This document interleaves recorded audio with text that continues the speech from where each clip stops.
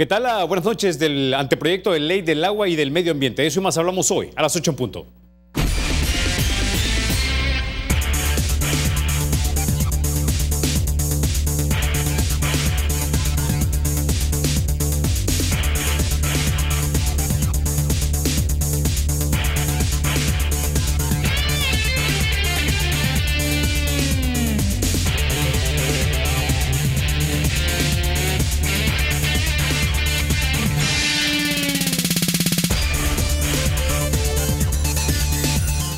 Bueno, este primer segmento es cortesía del Banco Agrícola. Bueno, como usted sabrá, se está discutiendo un anteproyecto de ley en la Asamblea Legislativa que tiene que ver con el agua. Algunos dicen que es privatizador, otros dicen que no. Vamos a iniciar 8 en punto hoy con este segmento que hemos llamado Es Legal. Y para eso me acompaña desde el estudio de Teleprensa mi colega y amigo Efraín Arévalo.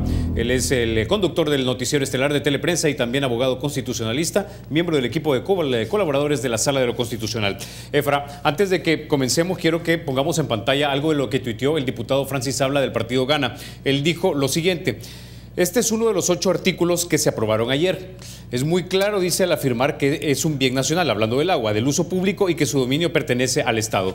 Y tuiteó una fotografía con este artículo. Dice: el agua es un bien nacional de uso público inalienable, inembargable e imprescriptible. Su dominio pertenece a la nación y su uso y gozo a todos los habitantes del país. En consecuencia, corresponde al Estado la regulación, gestión y control de dicho recurso, de acuerdo con lo establecido en la presente ley. Se exceptúan las aguas lluvias directamente recolectadas y almacenadas artificialmente por particulares. Ahora, aquí hay una serie de adjetivos y tú como abogado estoy seguro que los entiendes a perfección. La pregunta para la gente común y corriente, digamos, que nos ve en nuestra casa es lo siguiente: ¿esos adjetivos que tiene este artículo número 4 verdaderamente blinda el agua que tenemos en nuestro país para que no pueda ser comercializada de ninguna manera?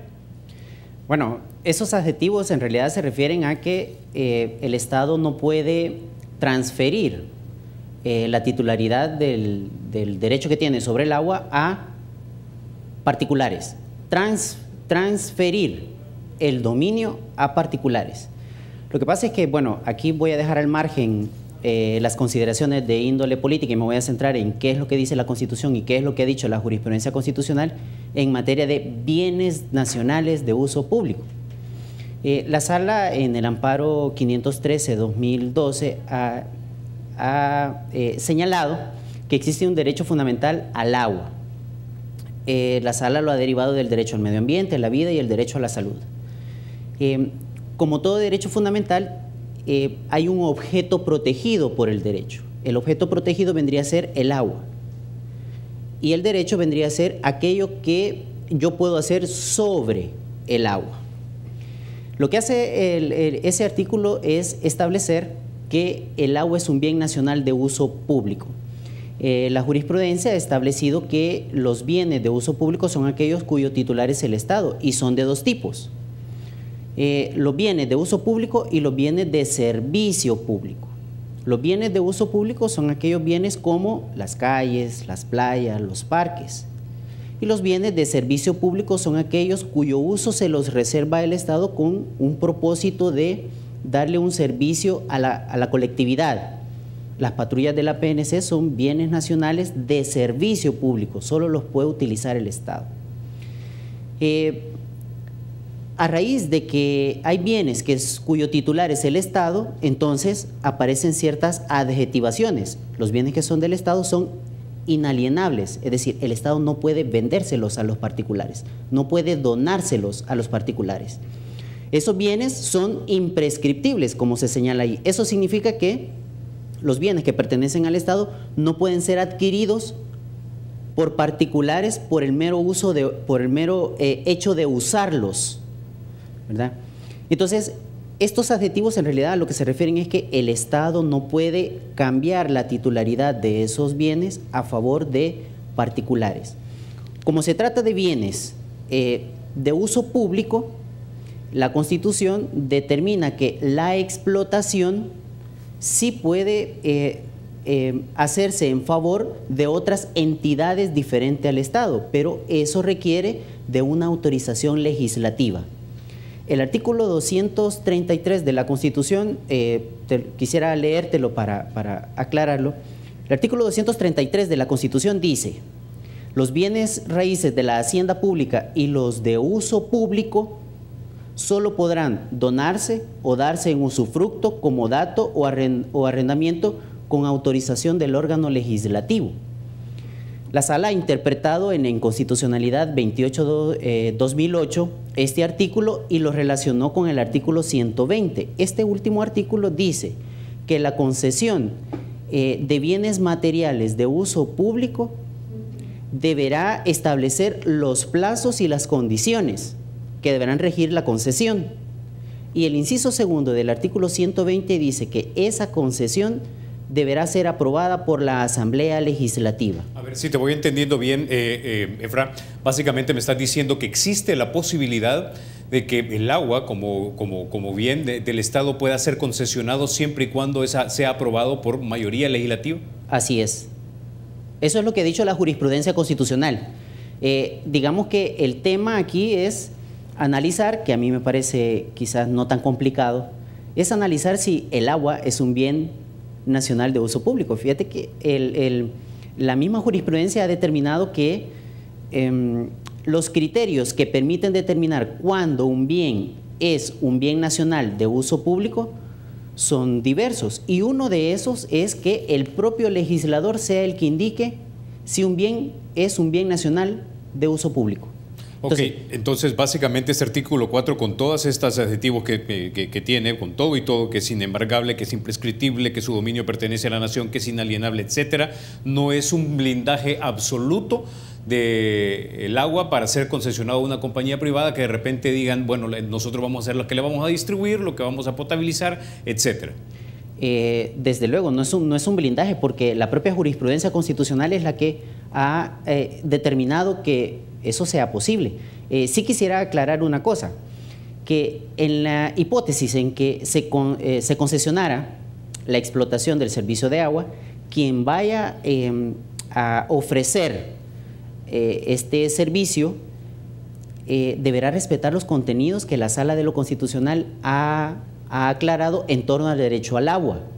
La Sala de lo Constitucional, en este amparo que señalaba al inicio, el amparo 513-2012, ha señalado ciertos contenidos que deben ser respetados tanto por el Estado como por los particulares en torno, digamos, al agua. Por ejemplo, el Estado o bien un particular deben, por ejemplo, fomentar o proteger que el agua sea suficiente, que el agua sea salubre, que sea un agua aceptable, accesible y asequible. Quien finalmente vaya a explotar el agua, si digamos, a lo mejor yo no he tenido muy a la mano, no le he echado un vistazo a todo el articulado de esta ley, pero si hay quien finalmente vaya a explotar, digamos, este servicio con un propósito social, deberá respetar los contenidos. Entonces yo sugiero la lectura de esta sentencia. Ahora, que ha desarrollado por accesible y asequible intuyo que estamos hablando, por ejemplo, ahí no solamente de que llegue a la mayor cantidad de personas, sino que también que la gente pueda pagar por el servicio. Bueno, eso podría incluirse. Eso todavía no lo ha desarrollado la Sala de lo Constitucional en sus decisiones. Habría que ver, porque hoy por hoy se trata de un servicio que presta el Estado y las personas pagan ese servicio. Ok, con ese ya nos vamos a quedar entonces, Efra, vamos a seguir hablando contigo acerca de este tema porque esto va para largo, hasta que se discuta y se pase al pleno, ¿no? Vamos a tener nuestros ojos puestos sobre este anteproyecto de ley de aguas. Muchísimas gracias, Efra. Efra es el conductor del noticiero Teleprensa, abogado constitucional, miembro del equipo de colaboradores de la Sala de lo Constitucional. Con reacciones, Lina Pol, ministra del Medio Ambiente, se nos une en solo minutos. Ya volvemos.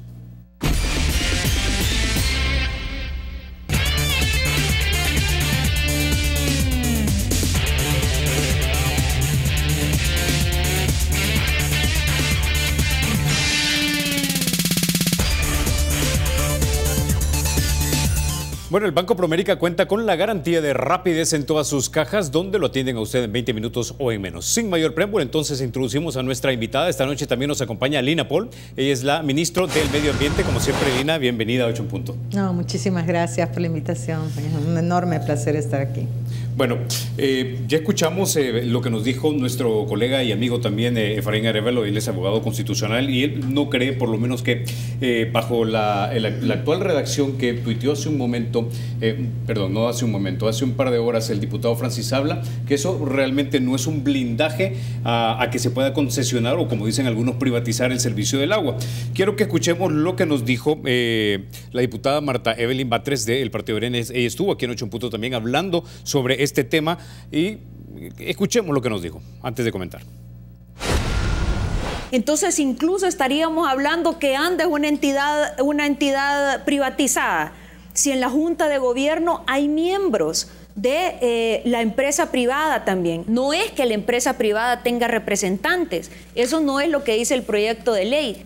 Todos, el articulado está sujeto a discusión. Es decir, que no está escrito en piedra que la NEP tenga que ser parte de esto. O sea, ahí se les cae el argumento a quienes hablan de un tema privatizador como lo están utilizando políticamente. Ministra.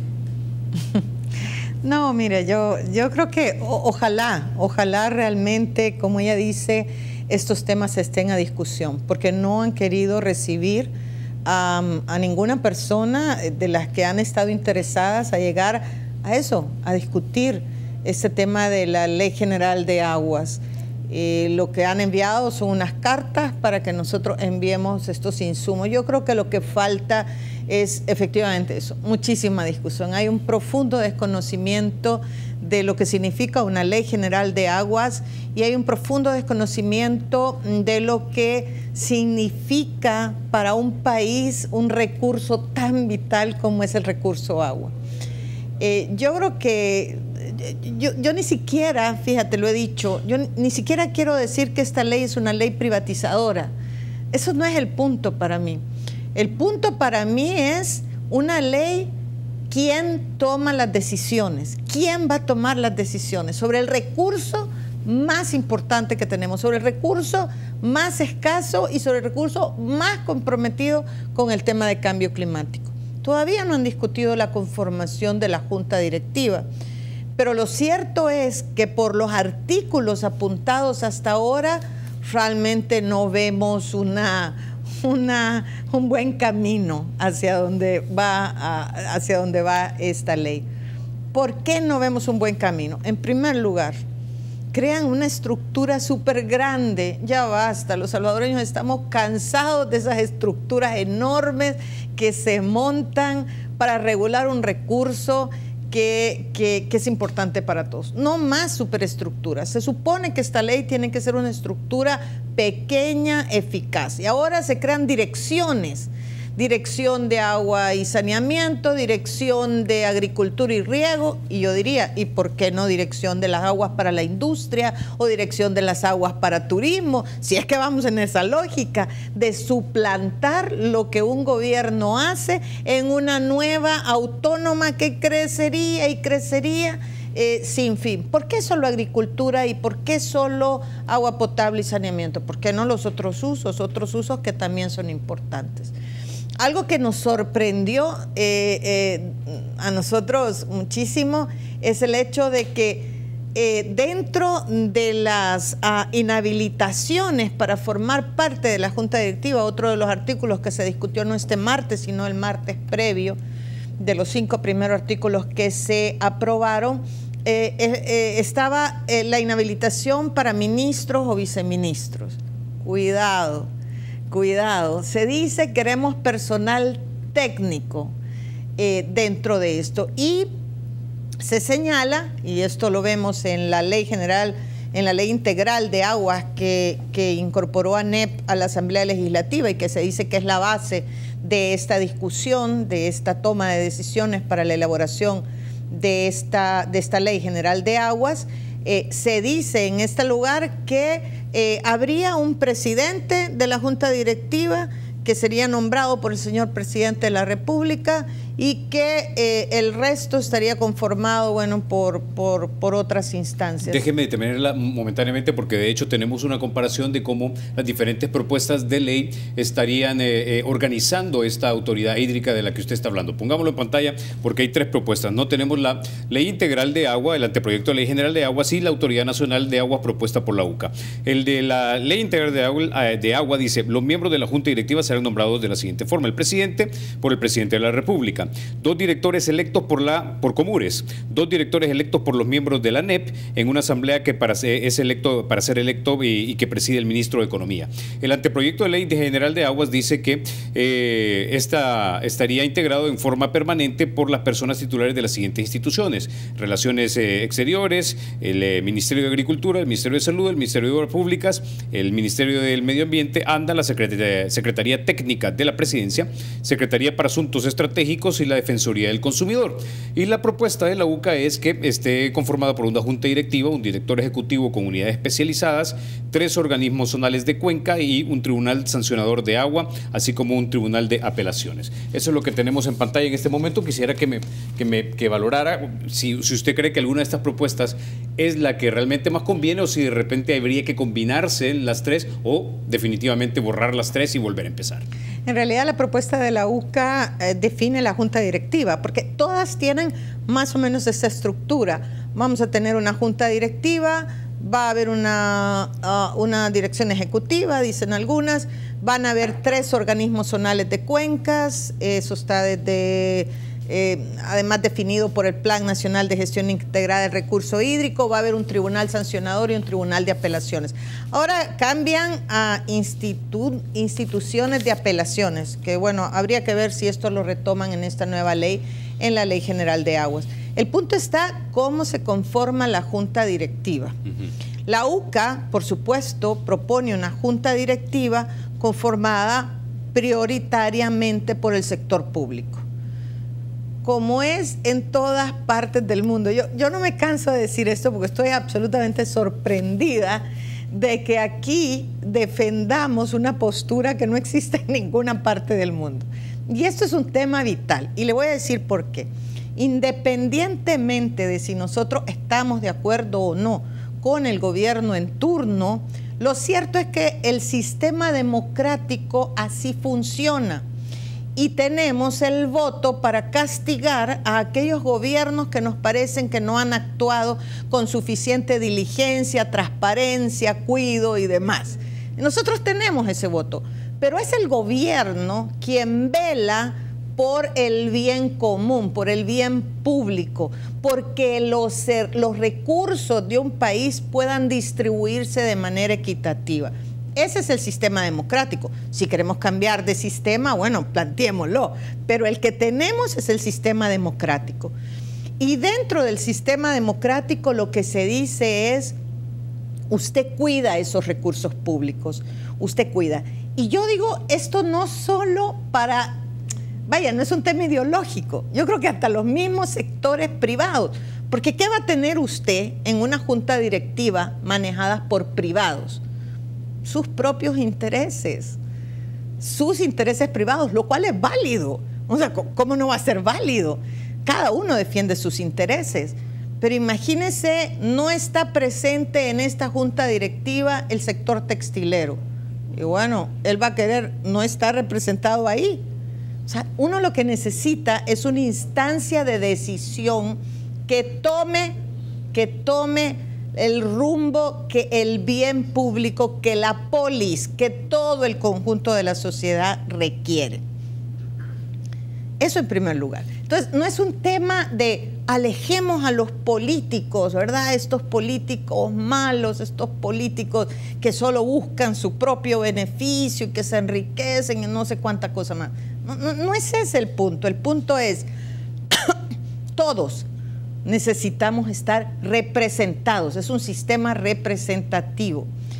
Y ante una situación de crisis o una situación de conflicto, ¿quién quiere usted que tome las decisiones?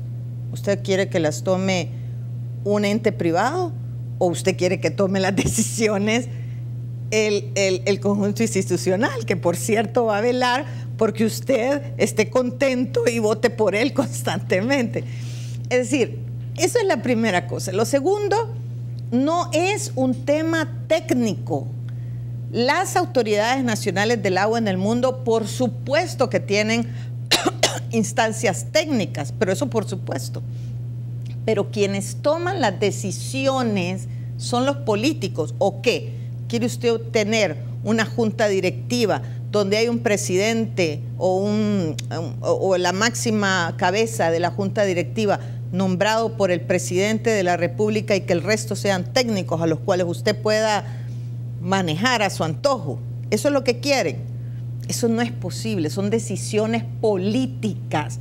Imagínense, el Plan Nacional de Gestión Integral del Recurso Hídrico, que es un plan muy ambicioso, gracias al gobierno de España por haberlo hecho, nos define las unidades de demanda que están estresadas. ¿Qué significa eso? Son unidades de demanda que en este momento el agua que tiene no es capaz de satisfacer todas las necesidades de todos los sectores. Y define aquellas unidades de demanda que posteriormente van a estar estresadas a raíz del cambio climático. Si usted vive en una de esas unidades de demanda, ¿quién quiere que tome las decisiones de cómo se reparte el agua? ¿A quién le voy a dar los permisos? ¿Quién quiere usted que tome las decisiones? ¿Usted quiere que las tome el sector privado? ¿O usted quiere que las tome quien beneficia y que piensa en todo el mundo, en todos los sectores? Okay. Nos quedamos con esa idea, la vamos a complementar cuando regresemos de la pausa. Ya volvemos.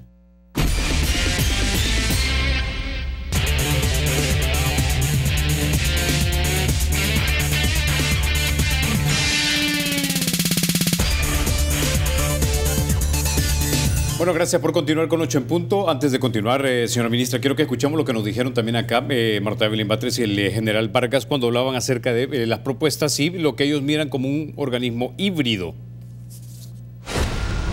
Esta es una ley realmente integral, este proyecto, que ha venido a retomar lo mejor, llamémoslo así, de los otros proyectos que ya existían, que era un proyecto del Foro del Agua, un proyecto de regantes y un proyecto, en este caso, del gobierno presentado por el Ministerio de Medio Ambiente. Pero en uno de los proyectos están tres. Está el de la Iglesia, está el de la UCA y Procuraduría de Derechos Humanos. Está el de que varios diputados desarrollaron, está el de los regantes, está el del mar y está alguien que llama de la sociedad civil actualizado. Bueno, ahora, ellos también agregaban que el proyecto no estaba escrito en piedra y que no estaba escrito en piedra, por tanto, que la participación de la ANEP estuviese entonces ya declarada por ley, si es que esto se llegara a aprobar, así como lo habíamos visto, ¿no? Ahora, alguien argumentando del otro lado le podría decir a usted, señora ministra, que la presencia de la empresa privada en un organismo como este, bueno, aparte de que ya se da en otras autónomas y en otras instituciones, sería bueno acá porque velan como o funcionan como supervisores de la sociedad civil porque desconfían de la manera en que el gobierno se ha manejado en los últimos años, es decir, con mucha corrupción, con falta de transparencia y con inefectividad.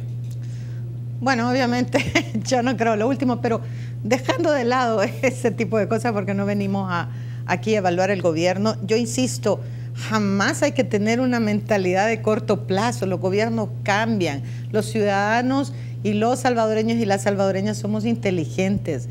Y si no consideramos que un gobierno es el adecuado, mira, lo cambiamos. Nosotros tenemos que pensar que esto es una ley para toda la vida, o sea, por lo menos para mientras tenga la vigencia. Yo creo que no podemos pensar es que este gobierno no me gusta, entonces yo voy a hacer esta otra cosa. No, por favor.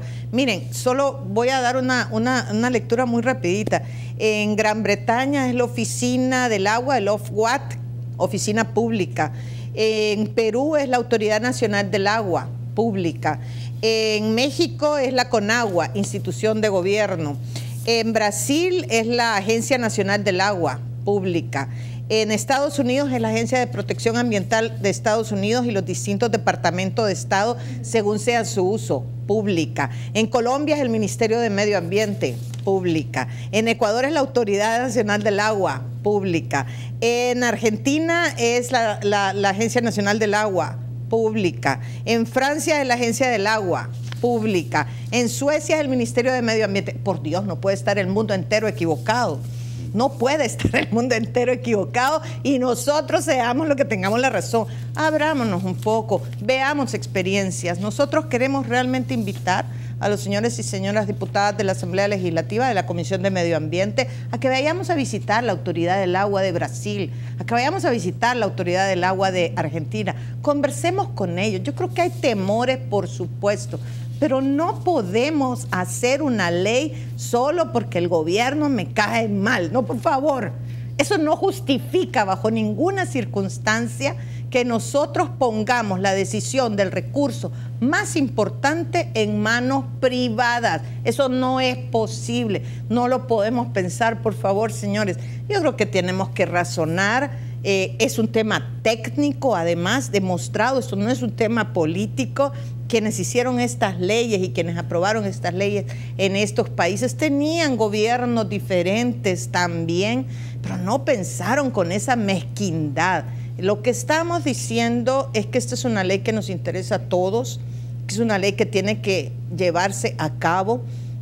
Los permisos, las concesiones tienen que estar ahí. Mira, te voy a dar un ejemplo muy claro. La ley integral del agua que se incorporó, la última que incorporó ANET, en la fórmula para cobrar tasas o para cobrar cánones por el uso y aprovechamiento del agua y por los vertidos, quitan de la fórmula de vertidos el tema de metales pesados. Ups, desaparece de la fórmula. Que por cierto fue una fórmula que construimos en conjunto, que Costa Rica nos ayudó a hacer. Y de repente la quitan. ¿Qué? ¿Somos los ciudadanos los que vamos a pagar por los vertidos y los industriales no van a pagar por los vertidos? ¿Por qué? ¿Cuál es la racionalidad de esto? Bueno, ese es el tipo de decisiones que se van a tomar si la autoridad del agua está manejada por el sector privado. Yo voy a tomar estas decisiones que me convienen como sector, pero eso es lógico, yo no lo cuestiono. Yo creo que cada sector tiene que velar por sus propios intereses. El punto es si los ciudadanos francamente queremos que lo hagan. Y fíjese, la autoridad del agua va a ser la que cobre las tarifas por el servicio de agua potable y saneamiento. Así, para que seamos los ciudadanos los que paguemos más y no los industriales o aquellos que utilizan el agua para aprovecharse y lucrarse de ella. Es así, ese es el tipo de decisiones que se van a tomar cuando se apruebe un pliego tarifario. ¿Eso está mal que lo hagan los industriales que estén en la autoridad del agua? No, de ninguna manera. Lo que está mal es que nosotros decidamos ponerlos a ellos allí en esa toma de decisiones. Ok, si lo voy a entender y para ponerlo más claro, básicamente de esta ley desapareció, por ejemplo, que si yo soy un industrial y de repente por negligencia o por accidente contamino el agua de un río, no voy a ser yo el que va a costear la descontaminación del río, sino que tendría que ser el Estado salvadoreño con los fondos de los contribuyentes salvadoreños el que debería pagar por el error y negligencia de un privado. Eso por un lado. Efectivamente. Segundo, lo que usted me está diciendo es que básicamente si alguien está utilizando el agua, que es un recurso de la República, para, digamos, industrializarla y luego venderla, debería pagar una tarifa distinta al que la utiliza para tomar agua, bañarse, etcétera. Digo yo. Pero claro, lo digo yo porque yo estoy en el sector público, porque yo velo, porque el agua la tenga todos los ciudadanos, que la tengan los industriales, porque yo sí creo en el sector privado, yo sí creo que es el dinamizador de la economía, es el generador de empleo, debe tener el agua, ¿no? Yo no estoy diciendo eso, yo sí creo que sí, pero ojo, usted que la usa para bañarse, ¿quiere pagar lo mismo que la va a usar una empresa embotelladora? Y yo creo que no. Ahora, ¿cuál es la decisión que va a tomar el privado, el embotellador, si está en la autoridad del agua? Hombre, sí, paguemos lo mismo. Por supuesto, eso es lo que yo diría, si voy a defender mis intereses en esa junta directiva de la Autónoma. Ese es el punto esencial, porque aquí, por favor, no estamos hablando ni de malos ni de buenos, ni de comunistas, ni de capitalistas, ni de progresistas, ni conservadores. No, estamos hablando de un recurso que es para todos, que es para el país. Ese es mi punto esencialmente. Entonces, yo no hablo de ley privatizadora o no privatizadora, creo que esa no es la esencia, porque finalmente las juntas de agua son entes privados que están sirviendo el agua a las comunidades. No, yo estoy hablando de quién toma las decisiones. Eso es todo de lo que estoy hablando. Y estoy hablando de algo más. Estoy hablando de que no podemos ser tan miopes y no ver lo que pasa en el mundo. O sea, por favor, veámoslo. Este ministerio ha construido todos los instrumentos que la ley requiere, la política hídrica, el Plan Nacional de Gestión Integral del Recurso Hídrico, el sistema de información hídrica. Nosotros ya sabemos dónde está el agua, en qué calidad, en qué cantidad, dónde están las unidades de demanda que están estresadas, dónde estarán las unidades de demanda, qué acciones se necesitan hacer para evitar esto. Lo que se necesita es una entidad, puede ser adscrita a un ministerio, puede ser autónoma, en eso tampoco me peleo, podría ser autónoma, pero una entidad en donde se tomen esas decisiones, qué permiso voy a otorgar, qué concesiones voy a otorgar, cómo voy a manejar los conflictos del agua, cuáles van a ser las prioridades para mi uso, cómo voy a cobrar esos cánones por uso, aprovechamiento y vertidos, cómo hay tribunal de apelaciones, porque puede ser que lo suyo no sea negligencia, sino un accidente, cómo hay un tribunal sancionador, porque quien sí no lo hizo por accidente, sino por acción decidida, pues tiene que ser sancionado. Tiene que haber un fondo del agua para que este recurso no se agote para estas y las futuras generaciones. Y eso, señores, no puede ser que se tomen las decisiones en el ámbito privado. Ok, como decía, vamos a la pausa. Cuando regresemos vamos a hablar, pero acerca de la contaminación en nuestras aguas, y también vamos a hablar de los volcanes, en vista que hemos visto el volcán de fuego hacer erupción en la hermana República de Guatemala. Ya volvemos.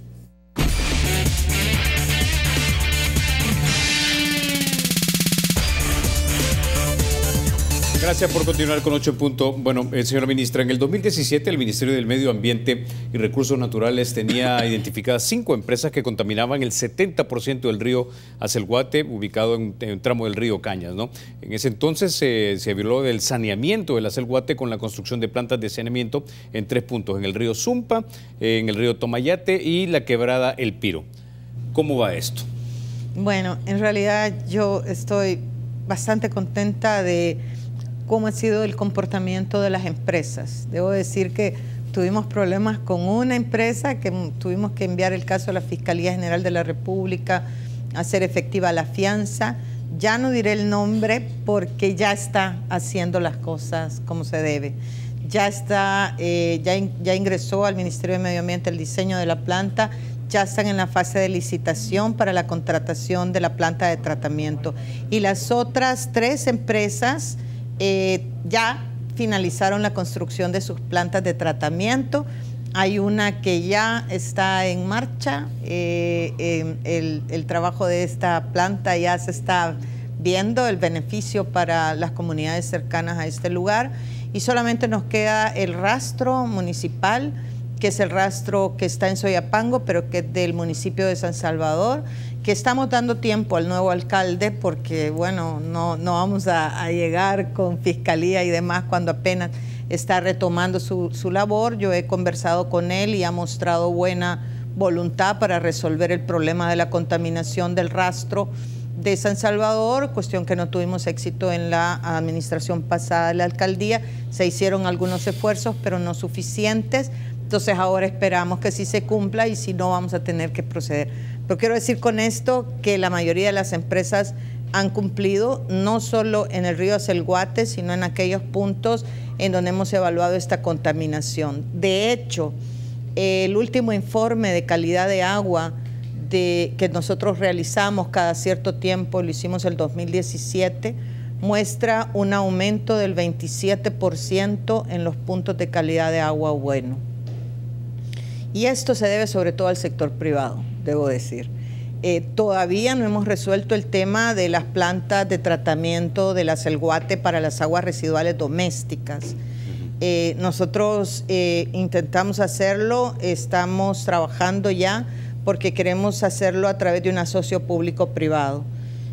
Ya se reformó la ley de asocio público-privado, es posible hacer un tratamiento de las aguas residuales a través de este mecanismo y ya hicimos los diseños de dónde estaría la planta ubicada, cuáles serían las construcciones que debemos hacer para los colectores de las aguas residuales de las viviendas, los alcantarillados que hay que reparar, etcétera.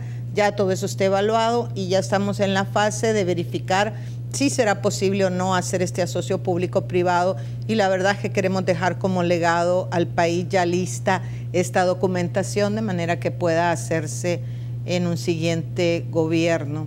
Ojalá que sea así. Yo creo que vamos avanzando. Sin embargo, es insuficiente todavía lo que se ha hecho porque no tenemos ningún punto en el país con calidad de agua excelente. Y eso quiere decir que para potabilizar el agua por métodos convencionales clorado o hervida el agua para poder tomarla, es necesario que el agua tenga una calidad excelente y no tenemos ningún punto todavía para que la gente que no tiene agua potable en sus casas pueda hacerlo de manera segura. Yo creo que por eso nuestra insistencia en la Ley General de Aguas, porque si tenemos una institucionalidad que vele por el cobro de los vertidos, etcétera, pues eso haría que el esfuerzo que estamos haciendo nosotros tuviese una escala aún mayor, que es lo que realmente este país requiere. ¿Y por qué hacemos tanto énfasis en la contaminación de las aguas o en la descontaminación de las aguas? Y déjeme preguntarle, esto lo hacemos siempre, pero usted viene cada cierto tiempo acá. ¿Qué es lo que nos dice el último reporte del estado de nuestras aguas? ¿Cómo se encuentran en términos de porcentaje, si es que así lo manejan? Hemos mejorado mucho, como digo, porque teníamos un 12% de calidad de agua buena en el informe anterior y ahora tenemos un 27% más de lo que teníamos originalmente, pero desaparecieron los puntos de calidad de agua pésima, pero no tenemos ninguno con calidad de agua excelente, o sea que todavía tenemos más del 50% de nuestras aguas con calidad de agua de regular, ahora de regular y mala. Entonces hay que seguir avanzando. Tomen en cuenta que venimos de una irresponsabilidad absoluta, o sea, todos los vertidos directamente a los ríos. Siguen habiendo muchos vertidos, todo el área metropolitana de San Salvador tira sus vertidos al río Acelguate, los residuales, los domésticos, digamos. ¿Pero cuál es la alternativa a eso? Es decir, es esa construcción de la planta de tratamiento, porque lo interesante en el Acelguate es que hace algún tiempo, hace como 25 años, un presidente de ANDA de ese momento decidió construir colectores, o sea, todo, vaya, usted echa el agua en el baño, descarga su baño y eso se va a través del alcantarillado a un colector y este colector lo lleva lamentablemente hasta el río Acelguate, directo a la Acelguate. Entonces estamos hablando que esa planta de tratamiento va a ser enorme, es decir, para toda la cantidad de gente para que todo vive el área metropolitana de San Salvador. Ya está el diseño, ya está definido dónde tendría que ubicarse, ya están evaluados los colectores, dónde hay que reparar los colectores, porque esto es un proyecto de hace más o menos 25 años, que entonces son 5 colectores a donde se conectaría una tubería que la llevaría a la planta de tratamiento. Imagínense qué maravilla.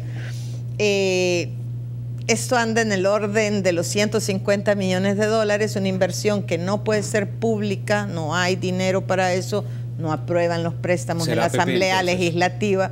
Entonces nosotros luchamos porque fuera un asocio público-privado, de manera que haya una asocio entre el gobierno y una empresa privada. Esa construcción ya estamos en el proceso junto con Proesa de toda la documentación para, usted sabe que esto se tiene que hacer en una licitación, el APP, y poder tener empresas que estén interesadas en hacer este esfuerzo. Y es importante descontaminar nuestros ríos porque son los principales reservorios de agua, lluvia. Tengo que pasar rápidamente al siguiente tema y es básicamente esa declaración que se dio en el marco de la visita del presidente, ¿no?, a instalaciones del mar, y es que hay 5 volcanes aparentemente aquí que presentan características similares al volcán de Fuego. Sí, señor, y hay uno todavía que presenta características mucho peores que el volcán de Fuego, pero tranquilos, o sea, nosotros somos una zona volcánica. Tenemos, imagínate, la caldera de Ilopango. Si hiciera erupción la caldera de Ilopango, en realidad no tendría influencia solo en San Salvador, ni siquiera solo en El Salvador, sino en toda Centroamérica. Es un volcán muy potente. Afortunadamente, este volcán, y entre más potentes son los volcanes, mayor es el tiempo que pasa entre una erupción y otra. Este volcán de la caldera de Ilopango, por ejemplo, hace erupción más o menos cada 1500 años. Y afortunadamente hizo hace como 200 años. Entonces no tenemos mucho de qué preocuparnos. El volcán de San Salvador, en cambio, es un volcán que hace erupción cada 120 años, entre 100 y 120 años. El problema es que lleva ya 101 años de haber hecho erupción. Entonces digamos que es probable que pueda haber una erupción en un tiempo prudencial. Y el volcán de San Salvador es tan devastador como el volcán de Fuego, y podría ser una erupción de esa naturaleza. Y lo grave de esta erupción en el volcán de Fuego es el tipo de erupción que hizo. Fue muy explosiva y generó estos flujos piroclásticos que se llaman, que son estas nubes grandotas llenas de roca y gases que viajan como a 200 kilómetros por hora y van a 700 grados centígrados y que van destruyendo todo a su paso. ¿Podría ser una erupción de esas San Salvador? Sí, podría. Ok, pero estamos observándolo. No se preocupe, estamos observándolos todo el tiempo. Ok. Bueno, con esa idea nos quedamos. Señora ministra, como siempre, muchísimas gracias por haber estado con nosotros aquí en 8 en Punto. Sí, muchas gracias y cuidado, no se preocupe, estamos vigilando todo el tiempo estos volcanes. Muchas gracias por la invitación. Bueno, gracias, ministra Paul. Ustedes, amigos, se quedan con el Gráfico TV, ya calentando motores. El día de mañana inicia la Copa del Mundo, así que atento con estos señores que, si de algo saben, es de fútbol. Dicho eso, va a ganar Argentina. Vamos a tener que hacer un 8 puntos solo hablar de fútbol, mi querida ministra. Pase buenas noches, soy Carlos Toledo, gracias por vernos. Recuerden, la República es de todos, hay que cuidarla.